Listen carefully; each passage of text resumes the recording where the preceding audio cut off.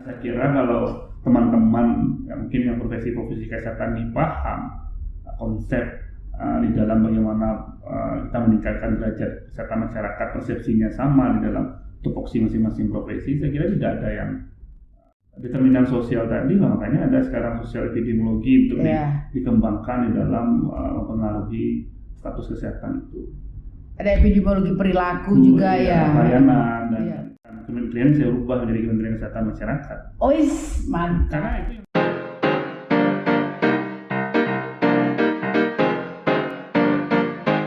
Assalamualaikum warahmatullahi wabarakatuh. Salam sehat. Tropiko Podcast, Kesehatan Investasi, Pola Hidup Sehat Prestasi. Oke, edisi kali ini kita kedatangan tamu dari Universitas Andalas, masih di Pulau Sumatera juga, yaitu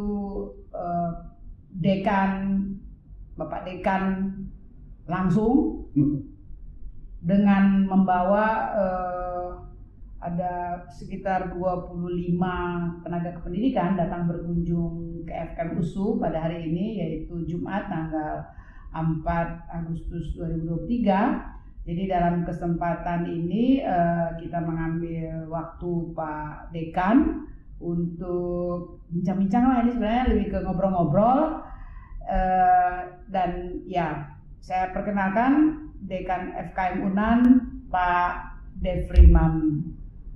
Udah Devriman, dah gitu aja ya. Insya Allah akan jadi segera profesor. Kalau nanti jadi profesor, saya diundang, jangan sampai saya nggak diundang gitu. Gimana Pak Devriman, kabarnya? Baik ya. Ini kami tentu senang sekali keluarga besar FKM USU bisa menerima teman-teman dari FKM UNAN. Tentu ya dalam konteks kerjasama yang kita bangun ini ada banyak hal nanti yang tentu bisa kita kerjasamakan, artinya ditindaklanjuti dalam ruang lingkup Tridharma Perguruan Tinggi. Dan kali ini startnya kesempatan pertama yang sebenarnya udah saya rencanakan terlebih dahulu, tapi kemudian saya jadinya kalau bahasa Medan ini ditekong itu Pak Devriman tuh ditekong lebih dulu, disalib lebih duluan oleh Pak Devriman bersama teman-teman dari UNAN. Jadi mereka datang berkunjung kemari untuk kegiatan semacam apalah ya, share learning lah bahasa saya, share learning lah. Kami juga selalu melakukan itu karena ya memang dengan seperti yang tadi Pak Devriman katakan, kalau kita melihat langsung itu ada teorinya, itu Elgardil itu. Kalau membaca, mendengar dengan melihat langsung, apalagi sampai berbuat, nah itu luar biasa efek yang akan ditimbulkan. Gimana kesan Pak Devriman dengan FKM USU? Itulah dulu.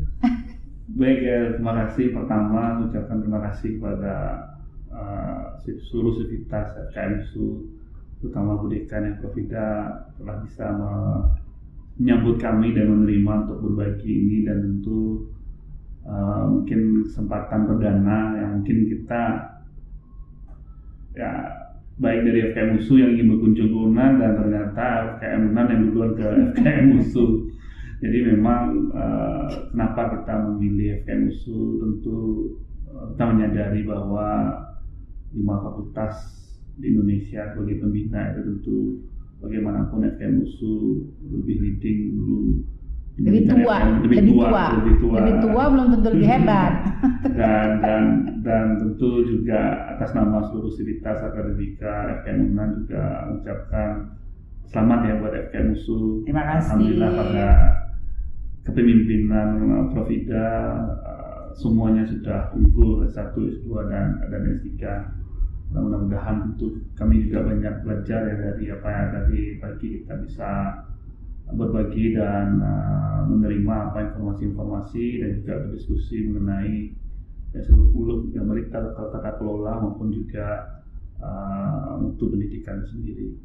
Nah, saya kira kami juga kebetulan memang membawa Tendik ini sebagai bentuk capacity building kita yang selama ini, yang mungkin tadi Prof. Ida juga menyampaikan ya, hanya mendengar, hanya melihat, membaca, tapi memang perlu dibawa langsung merasakan ke objeknya, atmosfernya dan seperti apa improvisasi atau inovasi yang sudah dibangun oleh FKM USU. Dan saya kira kita juga sama-sama ya Prof. Ida juga saya kira sudah 2 periode kepemimpinan, dan juga saya sebagai pribadi juga sudah 2 periode, dan tentu juga banyak kita bisa melakukan inovasi ini ke depan.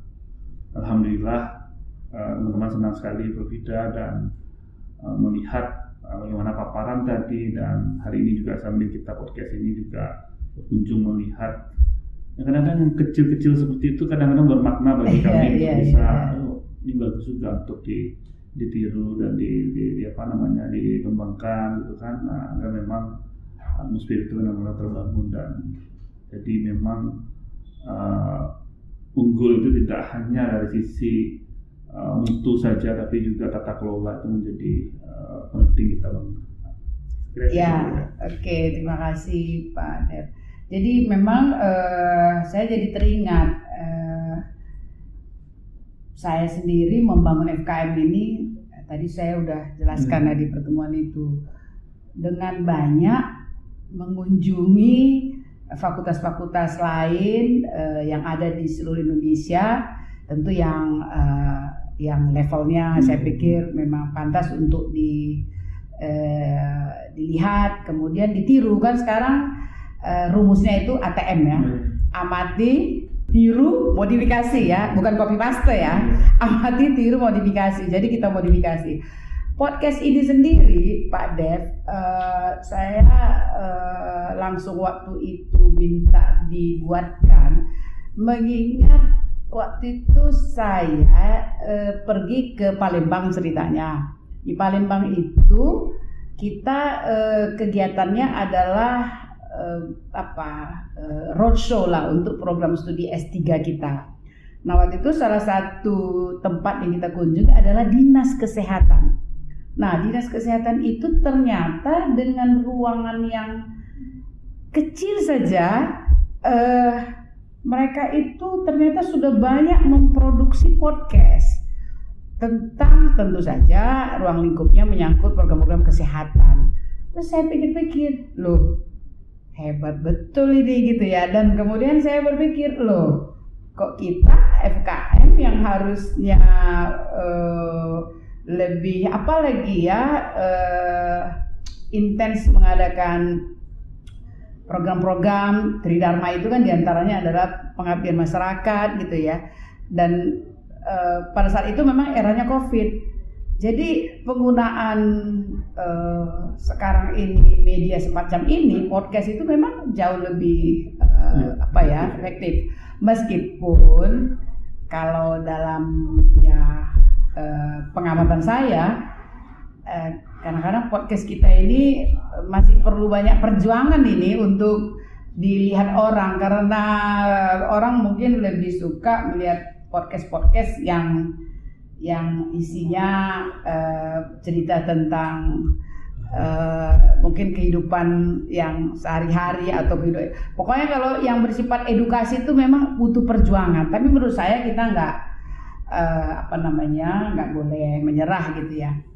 Kalau saya bertanya sama Pak Devriman, karena Pak Devriman ini kan betul-betul lulusan Kesmas murni gitu ya, tentang pembangunan kesehatan masyarakat di Indonesia kita sekarang ini. Dalam pengamatan Pak Devriman, sejauh mana itu bisa meningkatkan kualitas kehidupan masyarakat? Apakah misalnya strategi-strategi yang dipakai ini sudah bisa mempengaruhi gitu kualitas itu, atau macam mana? Kayaknya masih apa kalau macam poco-poco itu sebenarnya kita melangkah mundur lagi karena barusan kemarin misalnya saya ikut dalam kegiatan ini memberikan tanggapan terhadap paparan dari Kemenkes tentang RPJM. Mereka sedang menyusun RPJMN tuh ya.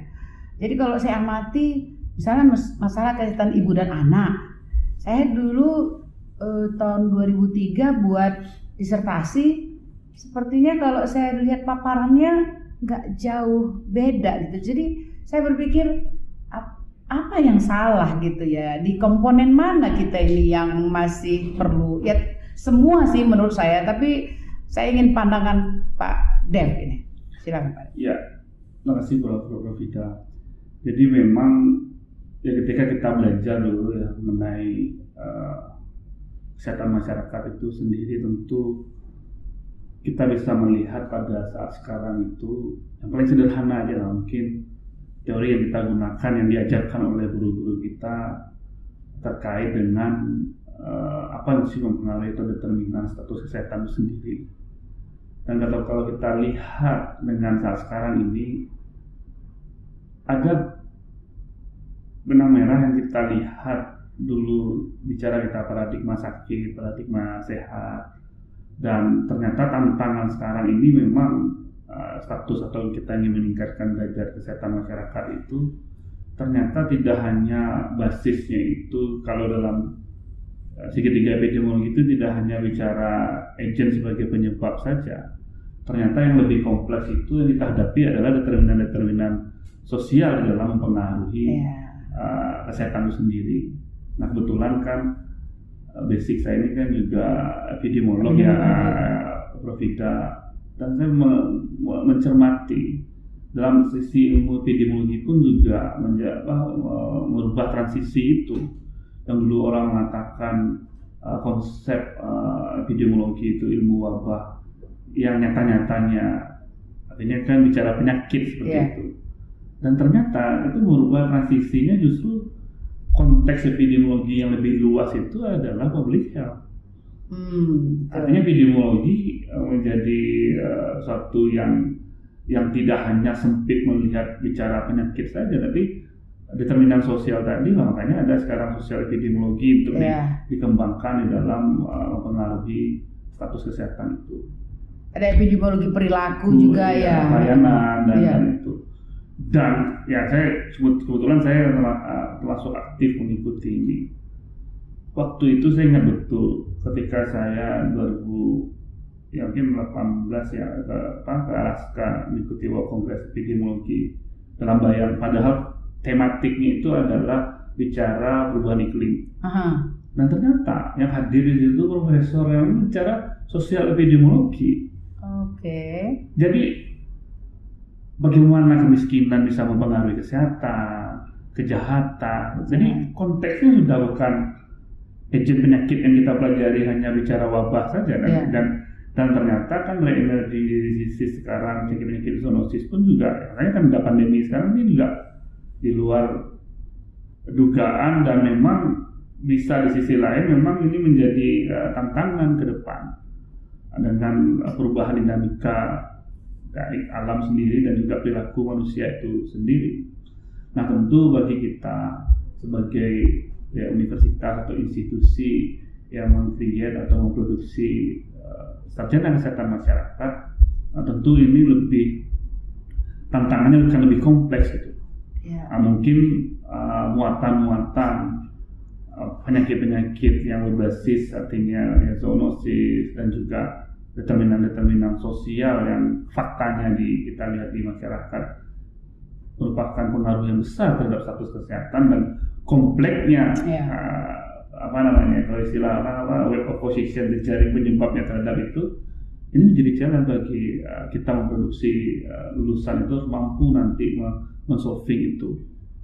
Nah apalagi ini sedikit saya singgung Prof. Ida dengan rancangan undang-undang ini yang baru kesehatan, dan tentu mungkin ada dua sisi yang dulu orang berpikir ya tentu kan tenaga kesehatan ini sebenarnya yang mana yang kita butuh, dokter yang banyak atau tenaga kesehatan yang secara umum. Mungkin perdebatannya kan sekarang kan begini, seolah-olah profesi yang kuat dulu di kedokteran sendiri merasa terasingkan pada kondisi rancangan undang-undang yang sekarang.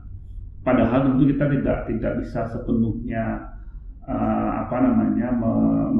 mendikotomi itu. Tentu bagaimanapun kan ada nih, kalau kita belajar dulu yang sederhana aja ya, diajarkan dulu guru saya ya, kalau bicara public health jangan orang sampai dia sakit. Tentu kalau bicara kedokteran, ketika orang sakit bagaimana dia bisa recover lagi, sembuh lagi.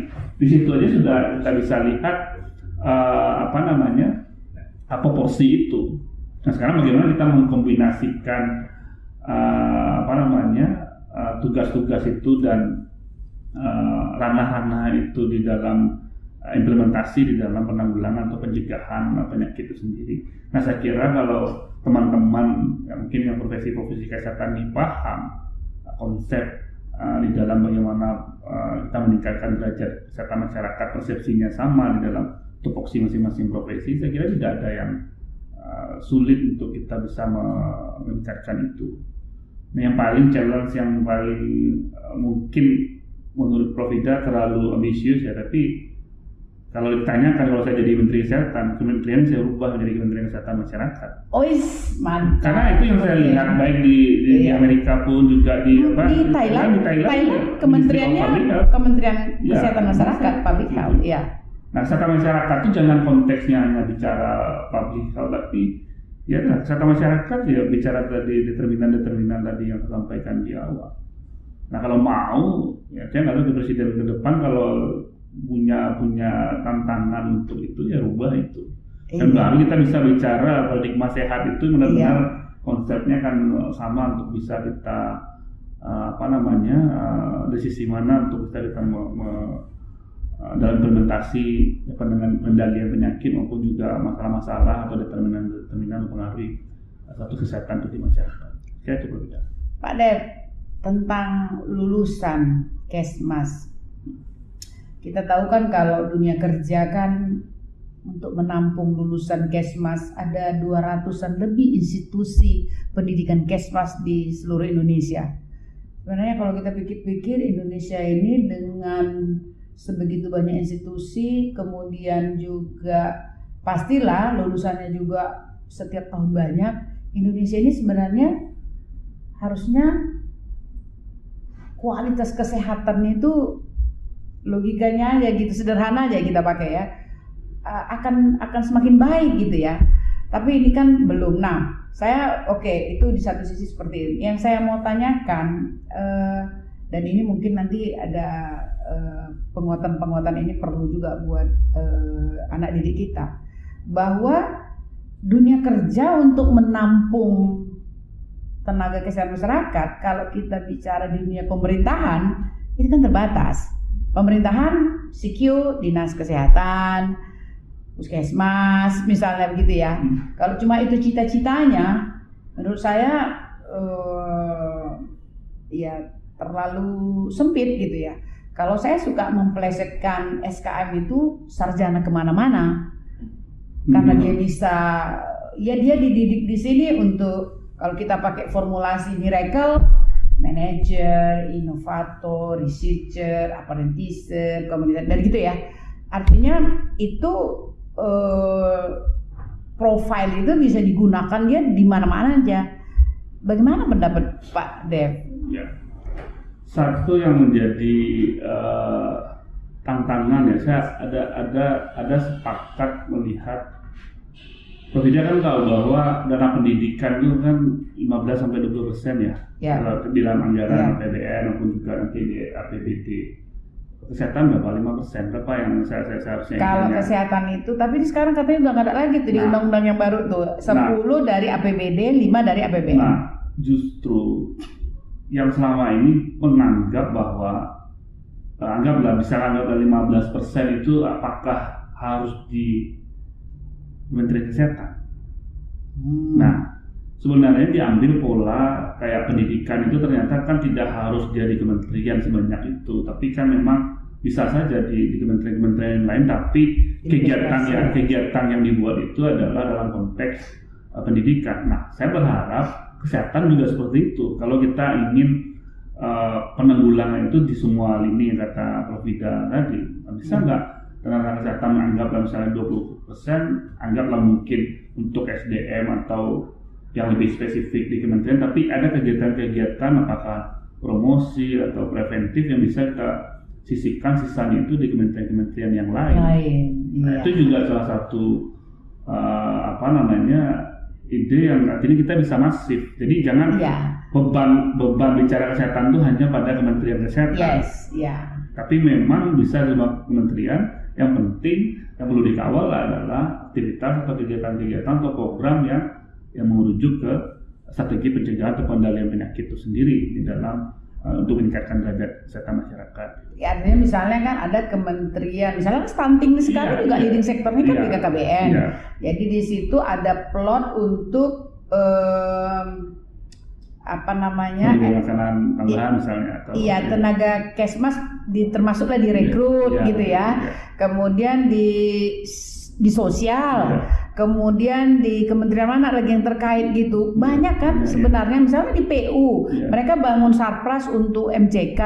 Tapi kalau yang saya temukan mereka setelah bangun selesai gitu. Jadi bagaimana memang mengintegrasikan ini. Jadi artinya mungkin ke depan bisa aja konsep lulusan Kesmas ini tidak mesti direkrut kalau misalnya di dunia pemerintahan itu hanya di Kementerian Kesehatan gitu ya.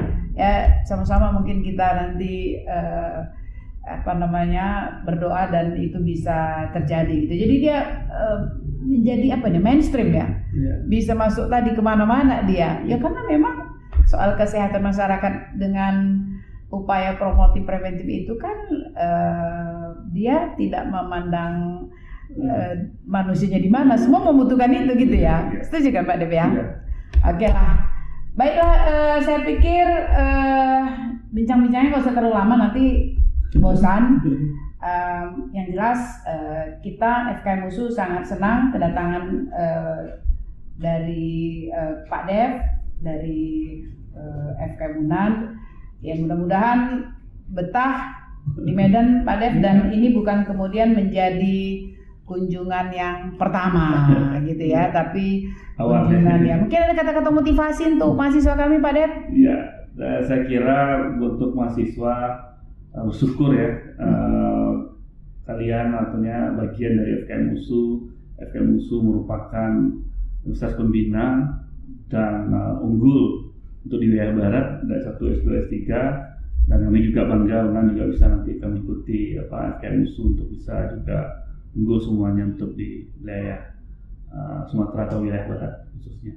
Tetap semangat, dan saya kira tantangan kesehatan masyarakat sangat dinamis dan sangat luar biasa ke depan, dan saya kira pemerintah juga harus memperkirakan nanti bahwa tenaga kesehatan masyarakat ini sangat dibutuhkan untuk pada masa akan datang untuk menghadapi tantangan-tantangan dengan dunia yang sekarang unpredictable. Contohnya COVID menjadi pembelajaran luar biasa bagi kita. Itu. Terima kasih Pak Dep. Jadi kita tutuplah podcast ini. Kita sampaikan selamat buat para penonton. Mudah-mudahan ada manfaatnya podcast kita kali ini. Tropiko Podcast, kesehatan investasi, pola hidup sehat prestasi. Assalamualaikum warahmatullahi wabarakatuh.